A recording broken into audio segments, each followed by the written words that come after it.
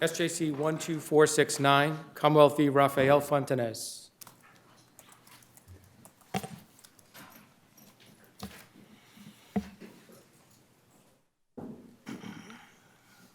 Good morning. Good morning. Good morning.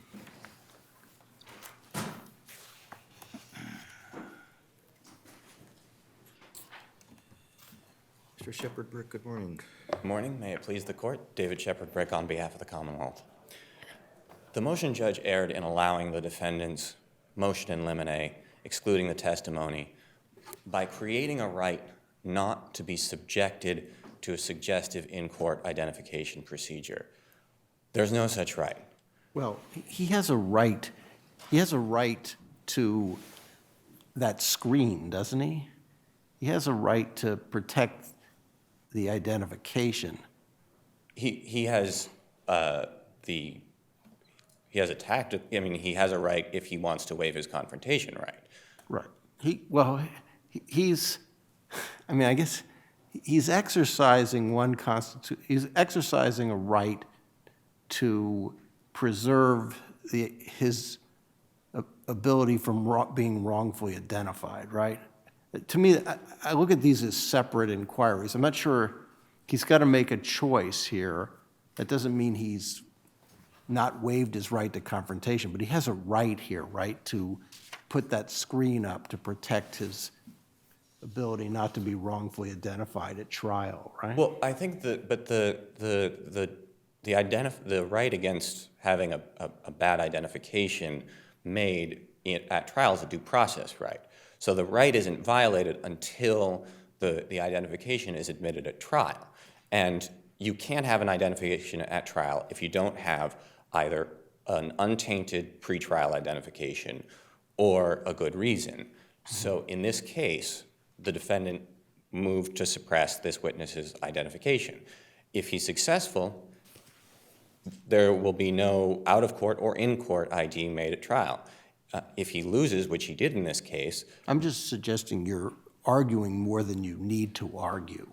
I mean, if this identification is not allowed, basically this person walks free, right? This is the primary identification of this guy. So I understand you meet the first step of 211.3, which is this is all or nothing for the Commonwealth. Right. The second step becomes more complicated, right? The motion to suppress is denied in a totally appropriate process. Mm-hmm. Then we get to the second stage, which is, has his right to confrontation been, it's the second right? He's not going to be able to confront this witness. The witness is dead. Correct. So the question is, are the prerequisites to being able to use this identification satisfied? There's full cross-examination, and he chose not to be in the room during the first part. But I take it you don't need to say he doesn't have a right? You can still win this by... No, absolutely. I mean, defendants can be forced to choose between constitutional rights. Right. Article 12 assumes that a defendant either exercises his right to testify or exercises his right to remain silent. Right. So I agree that that's not an all or nothing proposition. Right. And the due process, the right to confront his accuser face to face. He was actually in the courtroom. Right. He was behind the judge's bench when he testified. But the right of confrontation is the opportunity for face-to-face confrontation, not the exercise of that right. And to a certain extent, what we're focused on, or should be focused on, I would assume, is the ruling on the motion in limine and whether that ruling was proper. Correct. And that is where we are using what standard, would you say? So it's an evidentiary ruling, so it would be abuse of discretion. But here, the argument is that the judge committed a significant error of law because he applied a factor, a requirement that has never been applied before. So it was both a significant error of law and an abuse of discretion. But it is a pretty interesting issue. I want to get I want to go back to Justice Kafka's point in a minute, but along those lines, what your main argument is that we keep on saying, case after case, that when we're dealing with whether or not there's testimonial hearsay, we look to the Sixth Amendment, because cognate provisions of the Declaration of Rights do not provide enhanced protection. Right. And clearly, under the Sixth Amendment, the fact that he was behind a screen doesn't raise the Confrontation Clause issue. Correct. And that is the simplest, most basic argument you have, right? Yes. And I think that is the sort of, that's where the case begins and ends. I mean, you can certainly get into the Article 12 question about his opportunity for cross-examination, but that's the fundamental error by the motion judge, is that he applied an Article 12 trial right to the question of whether something was admissible under the Sixth Amendment. So that's really where things went awry. He sort of imports Emerald into testimonial hearsay, Right. where there is a choice to be made under Emerald, and the Emerald could have been waived anyway. Right. So what do you say is the scope of the Article 12 right? The scope of the Article 12 right is certainly the opportunity for face-to-face at trial. The court has never said that there is a requirement for face-to-face any other time other than a trial. There's certainly a suggestion in some of the prior cases that the idea that the prior testimony met all of the particulars of the trial right lend itself to admission under Article 12, but there's never been any requirement that it meet all the requirements. I mean, the historical right is the right of cross-examination, going back to, King versus Payne, and the right for the defendant simply to challenge the testimony given in cross-examination. But we have allowed testimony at trial where the declarant is not at trial, so there's no face-to-face, dying declaration, Right. excited utterance. There's no face-to-face there. Right, because those were acknowledged exceptions at the time of the passing of the Declaration of Rights, as was the admission of prior sworn testimony. So are you saying that we're going to be limiting the availability of hearsay only to the hearsay which was accepted in 1780? U.S. Supreme Court has No. spoken of that with regard to its interpretation, but No, only as to testimonial hearsay, and I think as the Sixth Amendment limits it. And that's because of the Confrontation Clause cases that came out and changed how we understood it, correct? But the U.S. Supreme Court does not require face-to-face confrontation. It's our Constitution which says that. Right. And our Constitution has never provided, under this particular right, more protection than the Sixth Amendment. So It has a trial. at trial, but not in terms of the admission of prior sworn testimony. Right. But isn't this, Emerald was different. Emerald involves the defendant wants to look at the witnesses. Here, the defendant wants to shield himself from the testifying police officer. I just don't, is this much easier? It just seems to me that he can't be, the witness is dead. The question is, are we going to use, has the requirements for allowing a dead witness, testimony been, and they seem to be met here, don't they? I mean, it's just. They are. There's full cross-examination. The defendant could have been in the courtroom. He was in the courtroom. He just is hidden from the police officer. I just don't understand what Judge McDonough is doing exactly. I think that was our issue with it too, is it just doesn't make sense. He had the full opportunity for confrontation at the prior hearing. He made a strategic choice with the advice of counsel. He filed an affidavit saying, I know I have a right to be there. It's because it's an important stage in the proceeding. I'm choosing to waive that right, I do so knowingly, intelligently, and voluntarily. So, Well, let's put the best argument we can on for the defendant, though, here. And the best argument for the defendant would be that before you can get to the Sixth Amendment, you have to address Article 12 and the right to face-to-face confrontation. And here, the confrontation has to be as to the prior cross-examination, because the reason that it's not testimonial hearsay is because there's somebody who's unavailable as a matter of law, and there was a prior opportunity for cross-examination. So if you want to take the best argument for the defendant, the best argument for the defendant is that you have an Article 12 violation as it relates to the former testimony. I mean, that's what the argument has to be. I think it is. I think that argument doesn't succeed because it's not, Article 12 has never prohibited the introduction of prior sworn testimony simply because the prior confrontation was not face-to-face. But even if Article 12 requires a prior opportunity for face-to-face, that was satisfied here. Because if you can't waive it, then he had to be behind, he couldn't be behind the screen. Correct. He would have had to be at the table.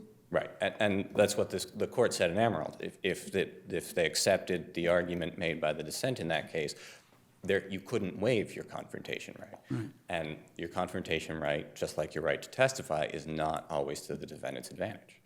Can I ask you to help me with a couple things? First of all, I thought that it was only allowed in part, and that there were other witnesses who could testify.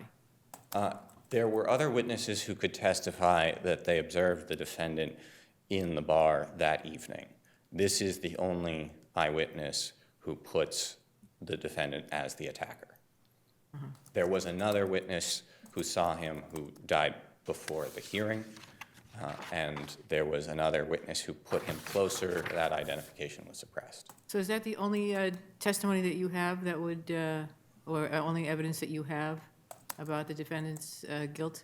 Yes, that is, I mean, we have circumstantial evidence, but that he was in the bar, but in terms of putting the knife in his hand, that's our only testimony. Okay. So let me just continue with that. The other question I have is, this is a 211-3 appeal, right? Mm-hmm. You're saying Justice Gaziano made a mistake, Yes, and one that we should correct because it was an evidentiary mistake that he chose not to correct, correct. and that was somehow an abuse of discretion. So we're only reviewing the 211-3. We're not reviewing the lower court. We're reviewing only what Justice Gaziano did. Well, yes, although to review whether or not he made the correct ruling, you have to get to whether the trial judge made the correct ruling. So you're saying in every case of judges making a mistake with the evidence below that we have to correct it on 211-3? Absolutely not. I think that this case presents an extraordinary circumstance. One, it's our only identification witness.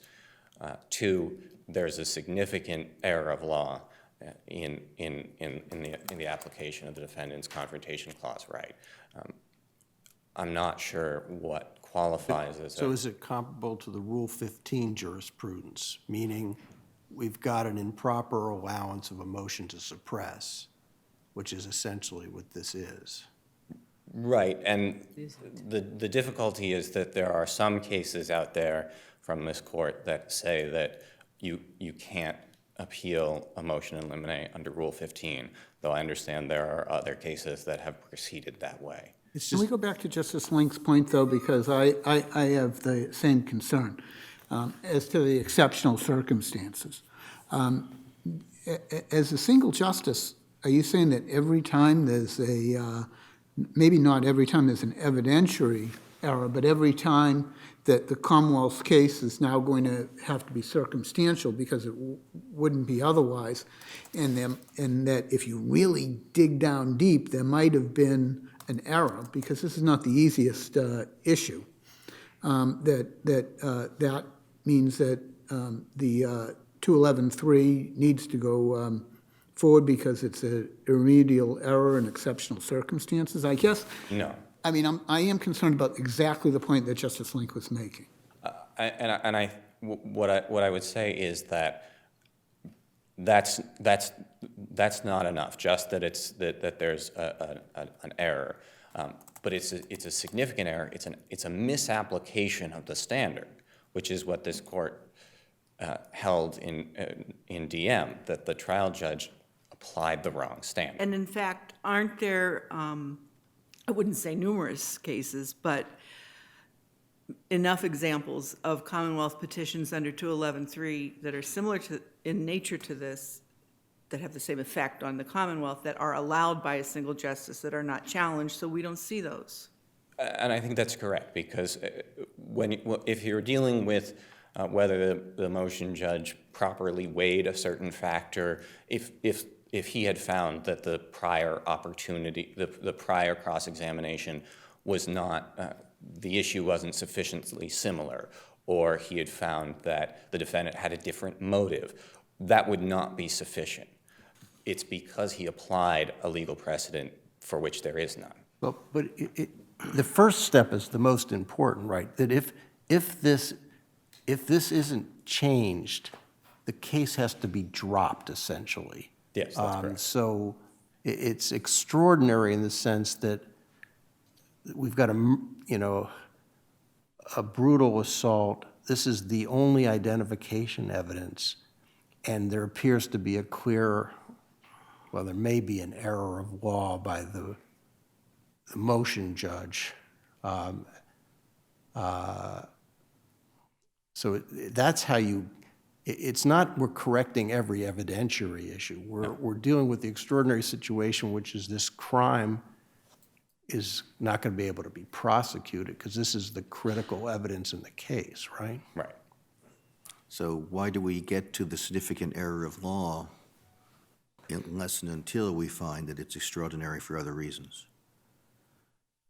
I mean, I think to find it extraordinary, I mean, that's what the court has said in terms of extraordinary circumstance, that it has to be that type of irremediable error, and then it also has to present the kind of significant error of law that requires. And a significant issue of law or an Significant error issue of of law? law.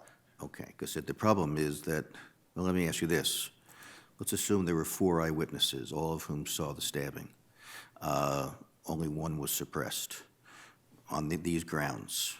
Would that be an extraordinary, would that justify 211.3 relief? It would certainly be more difficult, especially, again, if there are other witnesses, so it doesn't really present that type of extraordinary circumstance.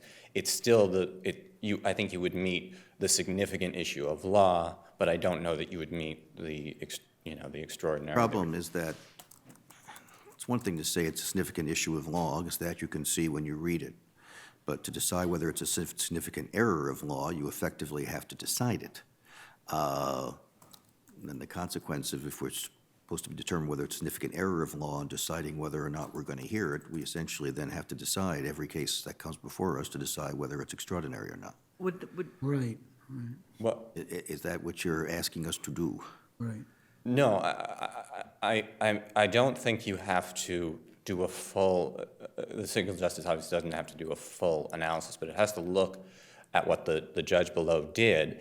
And if the judge below applied all the factors and it's within his discretion, that's the end of the consideration. But if the motion judge applied the wrong factors or applied the wrong law or made up an additional requirement, then I think that's when you look under the hood and say, okay, what is really going on here? We've already looked, you're basically saying you look under the hood You take, I guess you initially, and take then a peek you... and then put it up on the blocks if you have All to. right, but it may come down to this issue of significant issue of law versus significant error of law, maybe where we differ.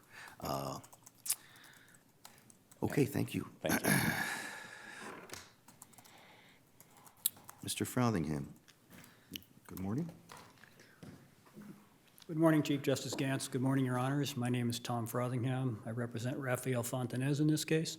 And it seems to me that we sort of jumped into the substance of the matter, and that really this is, I mean, whether or not the Commonwealth can proceed after the evidence is suppressed does not make this an extraordinary case. Evidence is suppressed all the time and cases can't proceed. And I would first argue that this, Although That's that's not- true, counsel, but that usually, that's through a motion to suppress, which then brings in Rule 15, which then gives the Commonwealth a bit of a better avenue for appeal than a 211-3. So this is a unique kind of situation. well, they can appeal it, they can, yeah, I don't think that, it may be the only avenue of appeal, but the fact that a case has to be dropped because of a suppression motion or a motion to exclude evidence is allowed does not present an extraordinary circumstance. Well, but Rule 15, this normally comes up in Rule 15. When what happens is a motion to suppress is allowed, the Commonwealth seeks review, and if it's the only evidence present and we think there may be an error, we usually allow an interlocutory appeal of that, usually in the appeals court. So that's standard. And if it's the only evidence, it usually meets the requirements. But I don't know where that gets you. Well, okay, if you consider this to be an extraordinary circumstance, then you get to the next question of whether or not Justice Gaziano abused his discretion in denying this. And then that requires, you can peek under the hood. It doesn't require a full analysis, but you have to make a summary evaluation of the facts.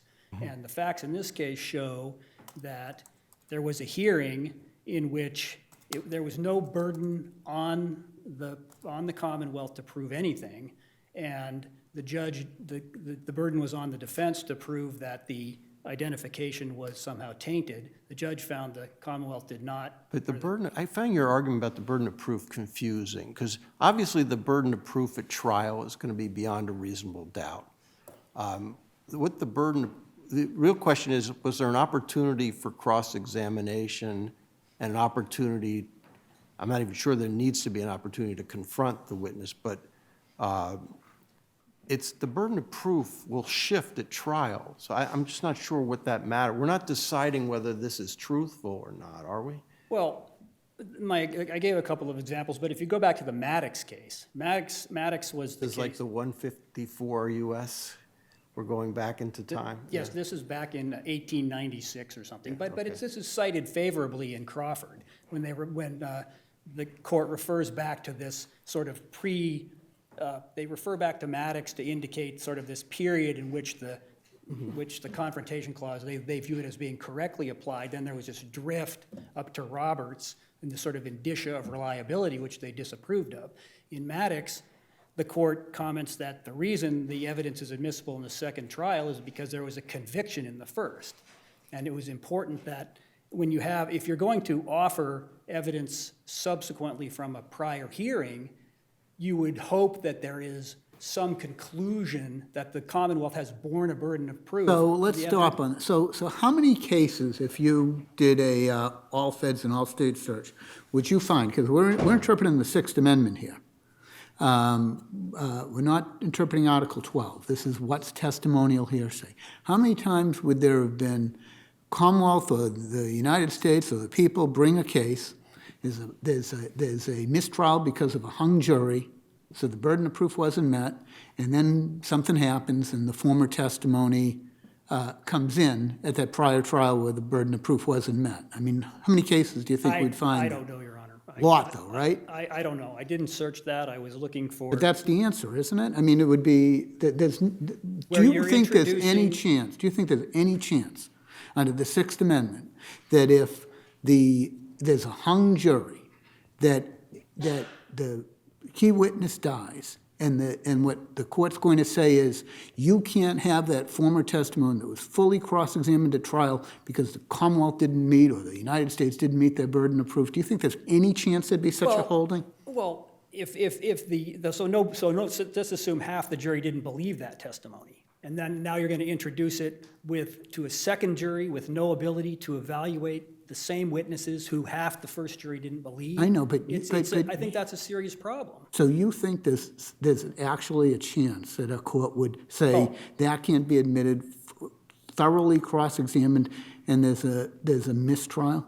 I did suggest in my brief that it's necessary to go beyond the Sixth Amendment, that's under Article 12 face-to-face. I know, that's a different clause. argument. Well, I I'm know, but happy I to was saying that you transition could to that. extend it. I mean, you could, if in this kind of case, because what are you going to do if you have a case, like I pointed out in the cases where a case is retried in a different jurisdiction? What if you have an acquittal? If you're saying you can have tried in state court and failed, got an acquittal, there's no reason under your analysis that you wouldn't be able to allow that Huge testimony in reason. federal. There's a What- huge reason. What's The- that? The huge reason is that when it's a criminal case, absent the most narrow of circumstances, in a criminal case, other than a civil case where you have to be predecessor in interest or privity, in a criminal case, it has to be the same prosecution, the same proceeding. So it just doesn't work. That's why. I'm not sure I understand that. If you have a. It has to be the same prosecution. You can't take former testimony in a criminal case from Kansas involving a different prosecution and then bring it as former testimony in South Dakota. That's not what the former testimony exception is in the criminal side. Well, it seems that if you go back to Maddox again, those were in two different jurisdictions. The reason they tried the case in the wrong jurisdiction in the first instance, and it was to be retried with the prior testimony from the first trial. But that required that there was a conviction and not that. And in these other cases, all the cases cited in the Commonwealth's brief regarding prior testimony, there is a judgment about the value of that prior testimony that shows that that someone at least believed the testimony. I mean, you could have, for instance, if you had in the Hurley case, if you're just going strictly on the 5 criteria, if you have a pretrial detention hearing that the judge finds there was insufficient evidence in the pretrial detention hearing, you still have all the criteria 1 through 5. You've got prior recorded testimony under oath on an issue, and you've had the opportunity for cross-examination. And then the judge says, "Oh, there's not enough evidence to hold the defendant." Then the victim dies. You could try the case based on the Commonwealth's argument. You could try the case based on the testimony given in the pretrial detention hearing.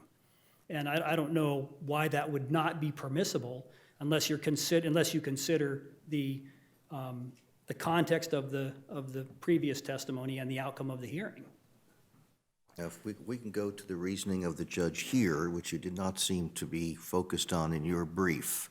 Are you conceding that we should not adopt the reasoning of the judge below, or is there a way that we can? Well, I think that the judge below, I think may have missed, I don't know, I think the issue, for instance, if you're comparing the issue of whether or not the hearing on the identification and whether the identification was untainted, and simply looking at whether the defendant was, or the witness was not influenced by the police procedure, that's different from having the witness identify the defendant at trial. But the judge below's main reason was that he was forced to choose between his right to confront and his right. That's his reason. Well, But he really didn't. He waived that by. Well, Your Honor, He exercised his right to protect the identification, but he's not been deprived of his right to confront witnesses, has he? Well, the witness died, he can't confront Oh, him. This whole idea that it's waived. That part, regardless of whether this is admissible, he's not going to be able to confront the dead witness, right? Right, but the idea that he waived his trial right to confront the witness because he concealed his identity at a pretrial No, hearing. he didn't. He had a full right to cross-examine him. He was present in the courtroom, but behind a screen to preserve another right. Doesn't mean he wasn't given an opportunity to confront the witnesses against him, does it? I mean, Well, any I case don't- besides this one that ever said that?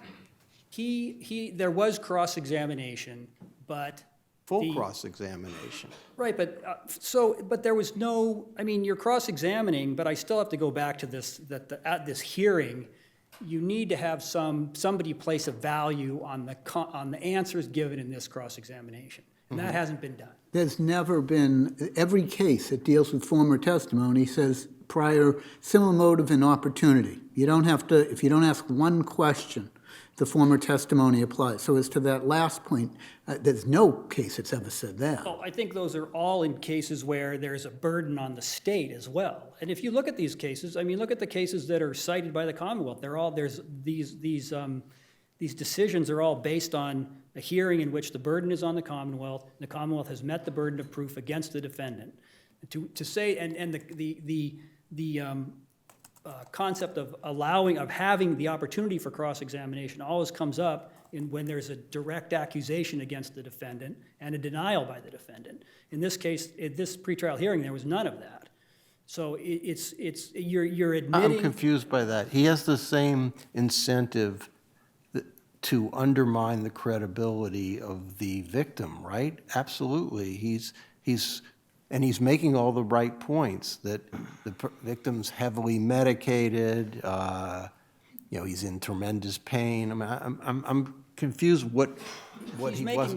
Well, he's making the point that the police procedure was tainted the identification, and the witness is saying, and the witness is claiming that his memory was clear, that he's the 6 to 8 drinks he had prior to it didn't affect him, that he wasn't on drugs at the hospital when, all this testimony, and there's nobody to judge that testimony. The judge decides, well, there's not enough to convince me that this shows there is an irremediably tainted identification.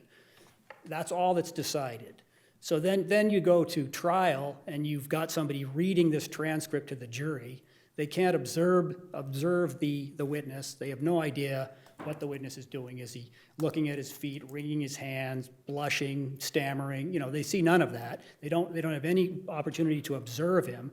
And this evidence is presented, typed up testimony, and they're supposed to judge from that whether or not the defendant is guilty. That's every single former testimony exception case. Well, no, but there's been, I think, Your Honor, I didn't particularly look for cases, I probably should have, that where there was no burden on the state, or the burden wasn't met, and then to the extent that testimony was subsequently admitted against the defendant. So let's imagine a situation in which Mr. Schenck was quite ill, and the Commonwealth feared he would be dying, and it decided that it wished to have a deposition of Mr. Schenck so that in the event that he were to die, they would have testimony with cross-examination available at trial.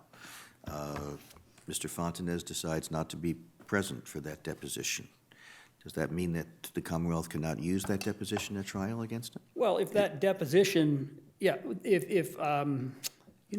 a good question. I don't, if they wanted to have a hearing, I guess at that point, if Mr. Fontanez were told that this is going to substitute, the reason we're having this is because this may be necessary to substitute at trial, and he didn't show up, then you'd may have an argument that he waived his right to confront the witnesses against him. Okay. But in this case, there's no such waiver. Okay, but the judge in the example I gave is not making any finding as to whether or not I believe the witness beyond a reasonable doubt. It's just there is a deposition and nobody's making any finding.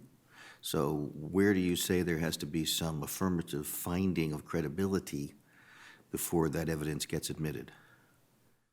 Well, I think in your example, it's the process that in that process it's designed to substitute at trial for confrontation. I think that's a little different.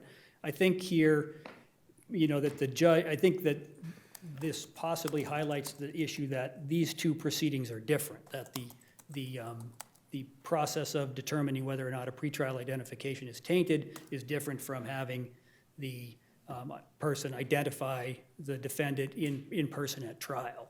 So it may be that that these two issues, and that was part of my argument that the single justice could have determined that these are not the same issues as was decided by the But by that the would be a trial judge. finding as to the motive for cross-examination, as opposed to anything to do with presence or any need for a finding.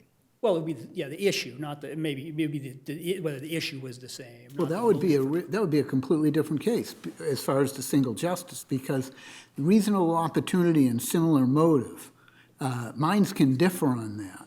And if the trial judge had said, well, I don't think this prior proceeding created a, not actual cross-examination, because you don't have to cross-examine, but reasonable opportunity and similar motive, then it seems to me that that's a lot different, because that might well be a discretionary call. Well, I don't know, Your Honor, that, I don't know why there would be the two, the trial judge and the single justice would necessarily differ on that. It seems like, I mean, if it's just a matter of law, it's black and white. The issue is clear at trial. You don't need, it's not a matter of judging the witnesses. It's just whether you don't need, you can review that de novo with, But the prior opportunity, reasonable opportunity and similar motive? yes, whether or not the two proceedings were similar as to, right, the issue and the opportunity for cross-examination. Well, we've already said in Hurley and in many other circumstances, that's a difficult judgment call that the trial judge makes. For instance, at a 58A, it's not always clear depending on the nature of the 58A. Well, whether the issue at a pretrial identification hearing, whether the identification is tainted, that issue is clear. And the issue at trial is whether the defendant can identify, the witness can identify the defendant, that issue is clear. And whether or not he had prior opportunity for cross-examination on, and the same motivation, I mean, that's all, seems to me, it's, you don't need to, be present in the courtroom to judge those two issues. It seems that they're, If your guy, I understand that the victim did not die of the knife wound, but your rule would apply also if he actually died from the assault, right? It would be the same rule, would still be unable to use that testimony, right? So he dies from separate causes, but if, under your rule, if he dies because of the stabbing itself, we still wouldn't be able to use it, right? right, that would be right. I just, Think forfeiture by wrongdoing might apply there? No, Your Honor, because I think forfeiture by no, because all the actions took place prior to, they took place initially. He was stabbed, there was no interaction, there would have been. I mean, if the defendant kills the witness. Right, if he comes back and stabs him again, yes, Yeah. but if he just Okay, dies so from in the those first stabbing. circumstances, in answer to Justice Kafker, not Chief, sorry, Justice Kafker's question, the answer would be, in those circumstances, forfeiture by wrongdoing might apply and the case could proceed. No? No? Forfeiture by wrongdoing requires intervention by the defendant after the, I think after the case is going to be, involved in legal proceedings to prevent the person from coming to court or testifying against him. But Killing him there's- wouldn't do that? I'm sorry? Killing him would No, count. but it all took place prior, that was the initial crime. There was no subsequent interaction to interfere with the witness coming to court. He just, I'm talking about a second. oh, I'm sorry, Yeah. yes. Okay, well, Yes, forget yes, it. yeah. It doesn't Well, matter. that might, I don't know, that's, I understand. I matter. thought you were, yeah, no, I understand, but, okay. But, in any case, looks like my time's up, and It is, so thank you, sir. thank you, Your Honors.